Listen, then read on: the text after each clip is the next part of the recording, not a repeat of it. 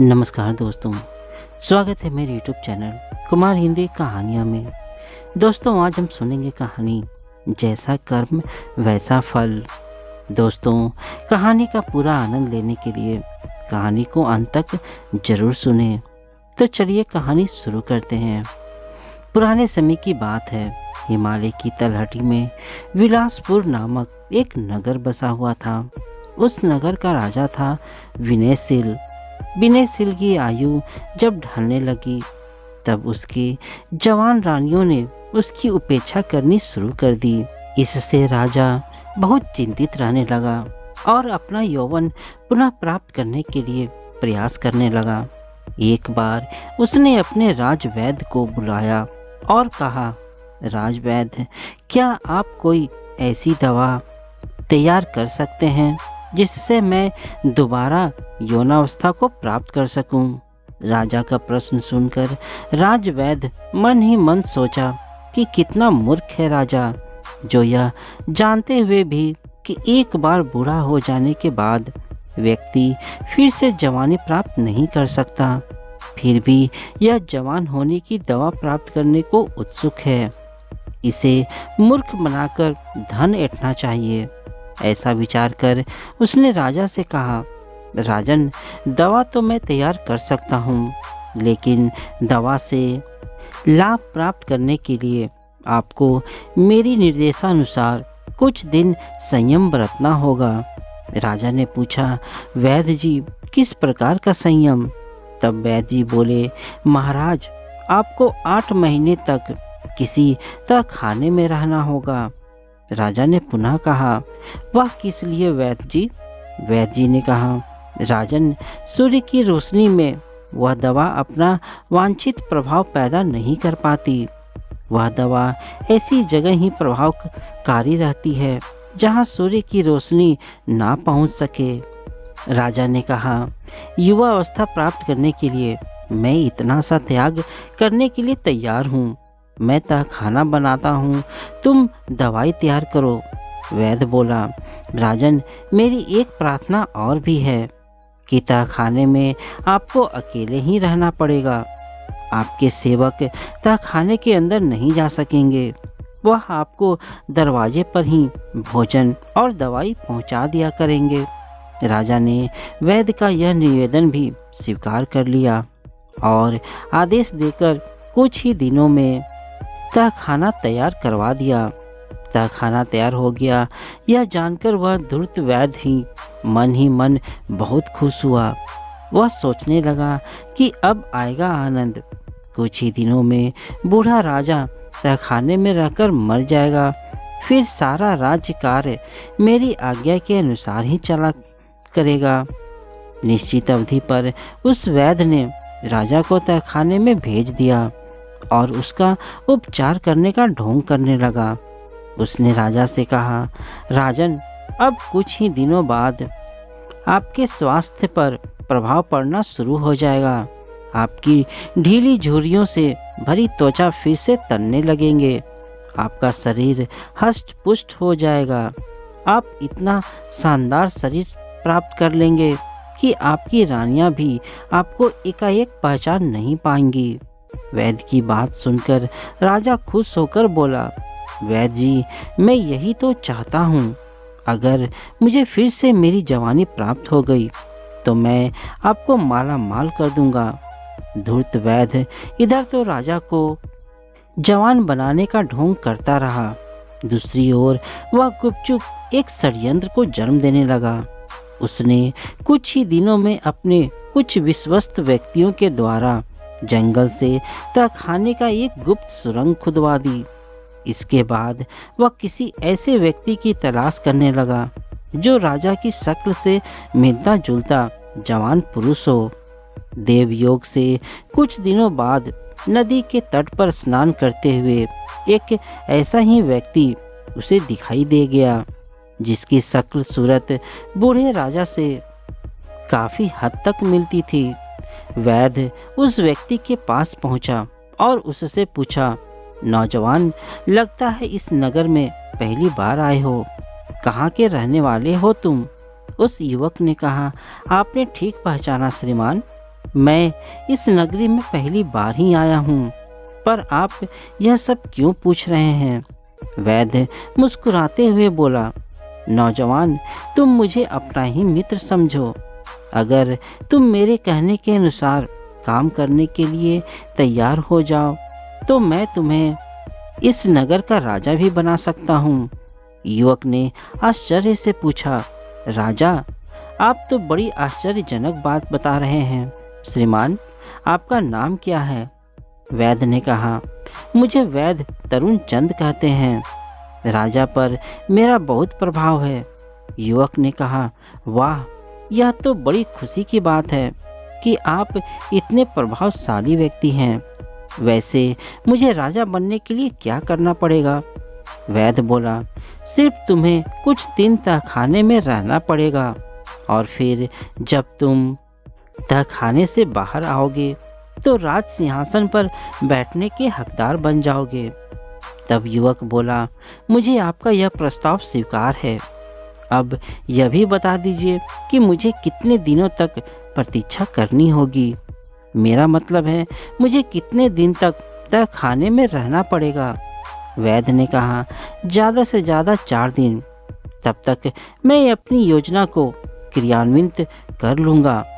ठीक है, मैं नदी किनारे एक धर्मशाला में ठहरा हुआ हूँ। जब भी आप मुझसे मिलना चाहे वहाँ चले आना। यह कहकर युवक वहाँ से चला गया। एक रात वैद्य ने बूढ़े राजा को दवाई में जहर मिलाकर दे दिया, जिसके कारण उसकी मृत्यु हो गई। वैद्य ने उसकी लाश कंधे पर लादी और सुरंग के रास्ते बाहर ले जाकर लाश को एक अंधे कुएं में डाल दी। उसी रात को धूर्त वैद्य धर्मशाला से सुरंग के रास्ते उस युवक को तहखाने में ले आया और बोला, यहाँ तुम्हें कुछ दिन का ही कष्ट सहना पड़ेगा। जैसे ही तुम्हारी दाढ़ी मूछें बढ़ जाएंगी, मैं तुम्हें इस तहखाने से निकालकर राजभवन ले चलूँगा। तुम ऐसे जाहिर करना जैसे बुढ़ापे से छुटकारा पाकर नए नए जवान हुए हो। युवक ने आशंका प्रकट करते हुए कहा, राजभवन में किसी ने मुझे पहचानकर शंका प्रकट की तो? वैद्य बोला, यह सब तुम मुझ पर छोड़ दो, मैं सब संभाल लूँगा। तुम सिर्फ एक ही बात का ध्यान रखना कि मैं जैसा कहूँ उसी के अनुसार काम करते रहना। युवक ने आश्वासन देते हुए कहा, ठीक है, मैं वैसा ही करूँगा। युवक से आश्वासन पाकर वैद्य वहाँ से निकलकर राजभवन पहुँचा और सभी सभासदों के समक्ष कहा, तुम सभी लोगों के लिए एक शुभ समाचार है। मेरी दवाओं से महाराज अवधि से पहले ही युवा हो गए हैं। कल वह महल में पधारेंगे। आप लोग उनके स्वागत के लिए तैयार रहना। वैद्य की बात सुनकर सभी सभासदों ने एक स्वर में कहा, हम अपने स्वामी के नौ रूप का भरपूर स्वागत करेंगे। फिर वैद्य रानीवास में गया और वहाँ भी यही बात दोहराई, जिसे सुनकर रानियाँ प्रसन्न हो गई। उन्होंने वैद्य को राजसी कोष से धन दिलाने का आश्वासन दिया। योजना अनुसार अगले दिन वैद्य ने उस युवक को तहखाने से निकालकर राज सिंहासन पर बैठा दिया। इतना ही नहीं, उसने राजा बने युवक से कहा, महाराज, युवक बनकर आपने नया रूप पाया है, क्यों ना अब अपने पुराने नाम को छोड़कर आप कोई नया नाम रख लें। राजा बने युवक ने कहा, विचार बुरा नहीं है वैद्य राज, तुम ही कोई अच्छा सा नाम सुझा दो। वैद्य ने कहा, मेरे विचार से तो आपका नाम अजय ठीक रहेगा। यह नाम आपके बिल्कुल अनुरूप भी है। वैद्य की बात सुनकर वहां उपस्थित सभी सभासदों को भी राजा का नया नाम पसंद आया और उन्होंने महाराज अजय की जय हो के नारों से आकाश गुंजायमान कर दिया। कुछ दिन तो राजा अजय वैद्य तरुण चंद के इशारों पर काम करता रहा। फिर परिस्थितियां उसके अनुकूल हो गई और सब कुछ सामान्य हो गया तो उसने वैद्य की उपेक्षा करनी आरंभ कर दी। यह देखकर वैद्य हतप्रभ था। एक दिन उसने राजा अजय से एकांत में कहा, क्यों राजन, सिंहासन मिलते ही मेरी उपेक्षा करनी आरंभ कर दी। आपको याद है क्या वचन दिया था आपने मुझको? राजा ने अनजान बनते हुए पूछा। किस वचन की बात कर रहे हो वैधराज? उसी वचन का महाराज, जिसमें आपने मुझे वादा किया था कि आप भविष्य में राजकाज मेरे परामर्श से ही किया करेंगे। राजा बोला, राजकाज तो मैं अब भी मंत्रियों के परामर्श से ही करता हूँ। तुम राजवैद हो, मंत्री नहीं, इसलिए तुम्हारा परामर्श लेना मेरे लिए आवश्यक नहीं है। यह सुनकर वैद्य को गुस्सा आ गया और वह चेतावनी भरे स्वर में कहा, राजन, मत भूलिए कि इस सिंहासन पर मैंने ही आपको बिठाया है। मेरे ही प्रयास स्वरूप इस सिंहासन पर विराजमान है। राजा ने गुस्से में गरज कर कहा, तुम मुझे राज सिंहासन पर बैठाने वाले होते कौन हो? यह सिंहासन मैंने अपने पूर्व जन्मों के तप और त्याग स्वरूप प्राप्त किया है। तब वैद्य ने प्रतिवाद करते हुए कहा, क्या प्रमाण है इस बात का कि यह सिंहासन आपके पूर्व जन्मों के फल स्वरूप प्राप्त हुआ है?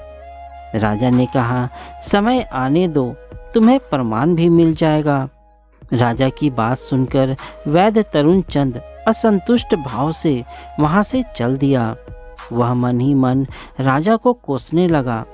धोखेबाज कहता है, मेरे पूर्व जन्म के तप स्वरूप यह सिंहासन मुझे मिला है। समय आने दो, देख लूंगा तेरे तप और त्याग को भी। समय गुजरता गया। एक दिन राजा नौका विहार के लिए अपने मंत्रियों और वैद्य तरुण चंद के साथ नदी किनारे पहुंचा। वहां उसने नदी के जल में बहते 5 कमल के पुष्प देखे।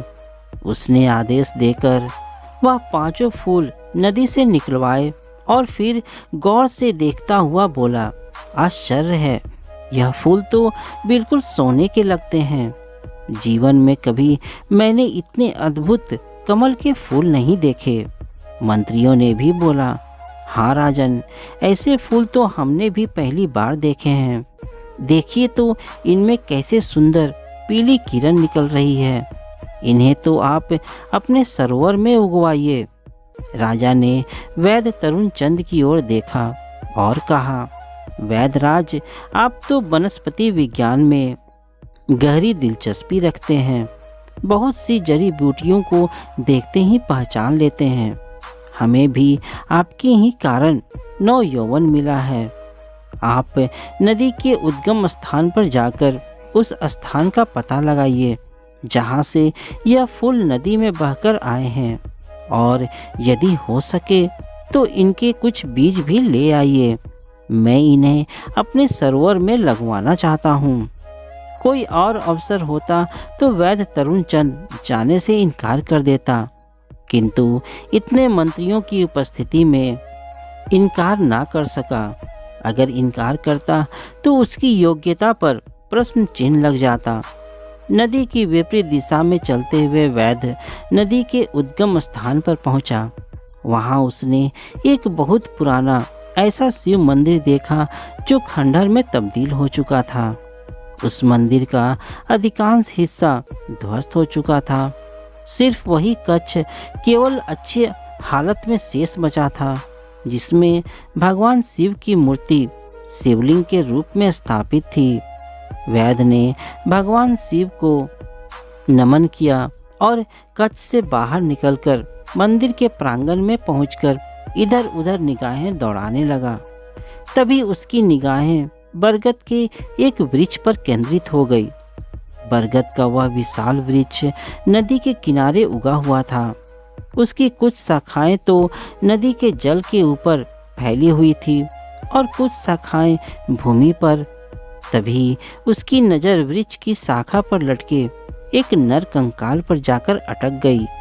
नर कंकाल बरगद की एक मोटी सी शाखा पर उल्टा लटका हुआ था। उसकी टांगे आकाश की ओर थी और सिर नदी के जल से कुछ ऊपर। उत्सुकतावश वैद्य ने उस नर कंकाल के पास पहुंचा और सोचने लगा कि यह नर कंकाल किसका है और यह उल्टा क्यों लटका हुआ है। क्या इसके उल्टा लटकने में कोई रहस्य छुपा है। वैद्य सब बातें सोच ही रहा था कि अचानक मौसम का मिजाज बदलने लगा। आकाश में घने एवं काले काले बादल घिर आए। वायु का प्रभाव तेज होने लगा। देखते ही देखते तेज अंधड़ के साथ घनघोर बारिश शुरू हो गई। बारिश में भीगने से बचने के लिए वैद्य बरगद के मोटे तने से सटकर खड़ा हो गया।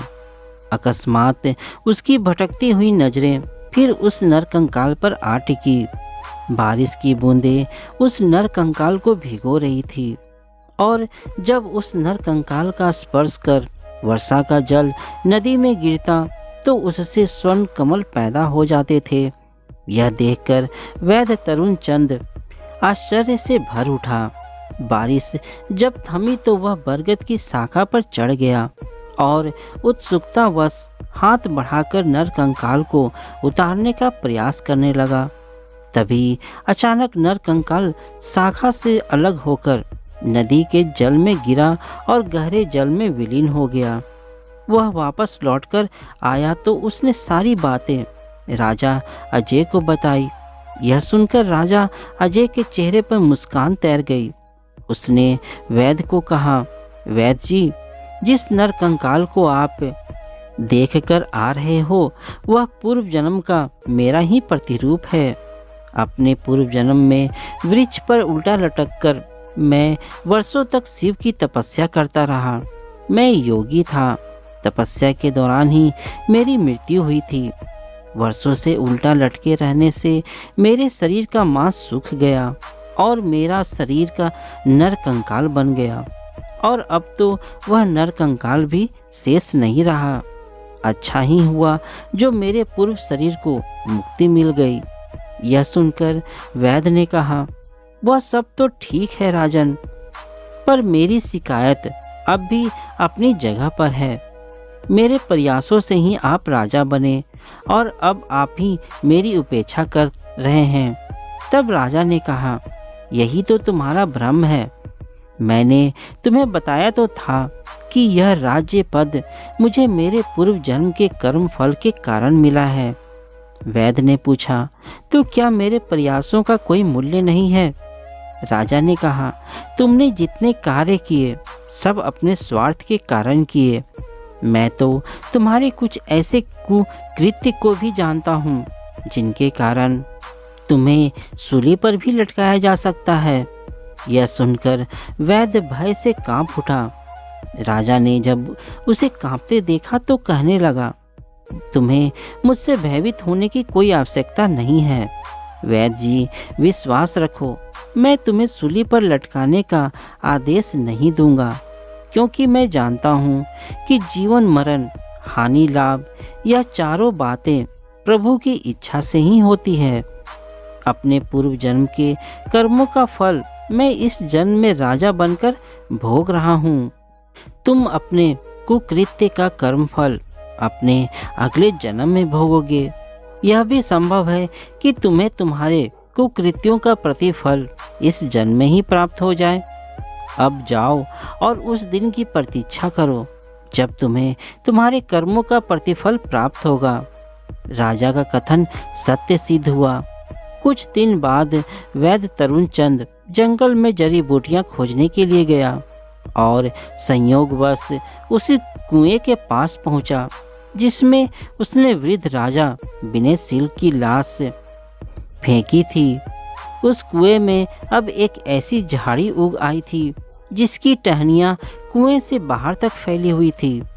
उन टहनियों में पीले रंग के इतने सुंदर फूल उगे हुए थे कि वैद्य ने उन फूलों को तोड़ने का लोभ रोक न सका। वह कुएं की जगह पहुंचा और नीचे झुककर झाड़ी से फूल तोड़ने का प्रयास करने लगा। अकस्मात उसका पैर फिसला और वह अंधे कुएं में जा गिरा। वैद्य ने सहायता की गुहार लगाई, किंतु उस वीराने में उसकी मदद को कौन होता। परिणाम यह हुआ कि वैद्य भूखा प्यासा उसी कुएं में तड़पकर मर गया। तो दोस्तों, आपको यह कहानी कैसी लगी मुझे कमेंट में ज़रूर बताइएगा। मेरे चैनल में नए हैं तो चैनल को सब्सक्राइब और वीडियो को लाइक ज़रूर दीजिएगा। तो मिलते हैं दोस्तों अपनी अगली कहानी में। तब तक के लिए धन्यवाद दोस्तों।